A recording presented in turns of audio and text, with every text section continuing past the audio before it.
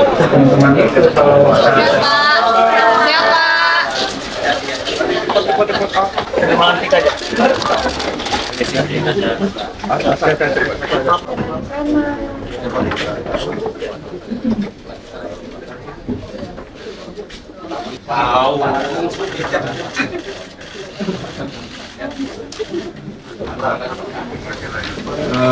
Bapak Prabowo yang kami hormati, calon presiden nomor 2, kehadiran Bapak pada hari ini melengkapi program kami Road to HPS dengan mengundang 3 calon presiden.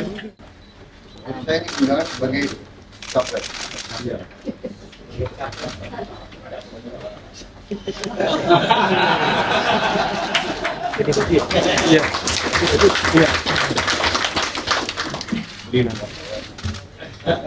Banyak lagi program kita.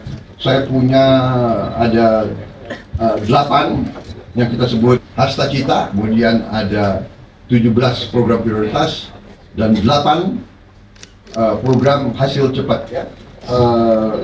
Saya kira cukup sebagai pembukaan, dan saya persilakan kalau ada dialog ataupun pertanyaan untuk saya. Saya melihat di visi misi Bapak di nomor 4, kami senang sekali ya kalau perempuan, karena di situ jelas paslon nomor 2 berbicara mengenai usaha-usaha untuk kesetaraan gender, kemudian juga peluang-peluang untuk perempuan lebih punya partisipasi yang baik dalam masyarakat. Nah, pertanyaan saya Pak mengenai angkatan kerja perempuan.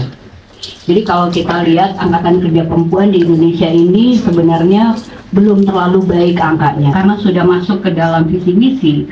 Bagaimana pandangan leadership Bapak jika nanti Bapak juga terpilih menjadi presiden? Bagi kita, saya kira pemimpin bangsa tidak pernah ada masalah dengan perempuan untuk maju. Sebagai contoh, kita pernah punya presiden wanita, tidak ada masalah.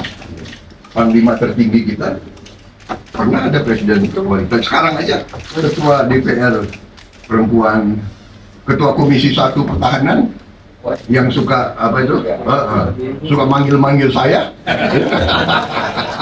Iya kan? Nah, jadi power itu perempuan ternyata banyak power di Indonesia, Bu. Kuncinya, Bu, adalah pendidikan. Yang jelas di lembaga-lembaga pendidikan sekarang yang jelas yang saya bina, kita buka asal lulus ujian, asal memenuhi syarat akademis masuk. Dan sekarang banyak mahasiswi bidang matematika, bidang biologi, kimia, kedokteran, bidang teknik mesin dan sebagainya kan?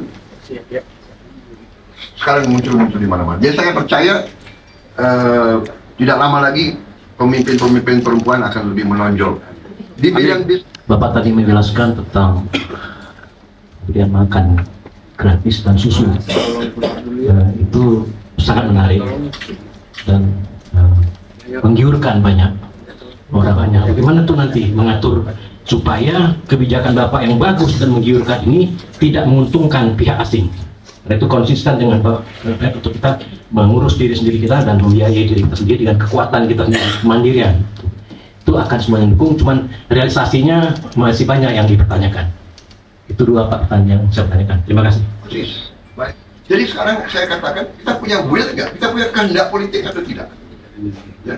Kalau kita punya kehendak politik, ya sudah, untuk 1, 2, 3, 4 tahun kita beli sapinya, kita kembangkan di Indonesia. Satu sapi dari Brazil sekarang memang jauh 40 hari sampai di Indonesia. Kalau dari India mungkin hanya 20 hari dan harganya saya kira memadai. India lebih banyak, kita bisa impor. Kita butuh untuk kasih susu ke anak-anak kita, ya kan? 82 juta anak, kalau mereka minum 500 cc, ya kan? Kita butuh berarti sekitar 40 juta liter. Punya kehendak atau tidak? Kita kasih susu yang sehat untuk anak-anak kita. Masalahnya itu pertama. Kalau kita punya kehendak, ya kita harus perbanyak kita punya populasi sapi di Indonesia. Ini tidak instan, tapi ada will nggak? Punya kehendak nggak? Penting nggak anak-anak kita kasih gizi? Dan kita sudah ada berapa eksperimen dilakukan di sebuah sekolah waktu itu dikasih 1 minggu 5 hari kerja dikasih 3 telur rutin, tiap 2 hari 1 telur. Setelah 6 bulan semua nilai akademisnya naik. Jadi ini terbukti anak-anak kita harus kita intervensi sekarang. Ini bukan soal menggiurkan, Pak. Ini soal vital. Ini soal necessity. Ini soal masa depan bangsa. Saya percaya dengan proses demokrasi, dengan kebebasan, dengan pers yang dinamis, pers yang kalau perlu keras, kadang sakit hati kita baca, ya. Tapi itu juga mengendalikan kita. Itu memberitahu kita there's something wrong, ada masalah di negara kita, ya kan? Sering dikatakan suatu negara yang persnya kuat tidak ada kelaparan. Itu salah satu, ya. Karena begitu ada kelaparan, semua tahu, langsung bantu. Kita kalau sekarang ada pers yang kuat, banjir di suatu, kita tahu, oh ini lagi susah, ya bantu. Ya kan? Ada. Jadi saya juga menikmati. Kalau saya tidak mungkin saya di sini tanpa persnya bebas. Partai saya bisa berkembang karena ada kebebasan pers. Menurut saya pers adalah Edo. Benar kan? Oke. Terima kasih.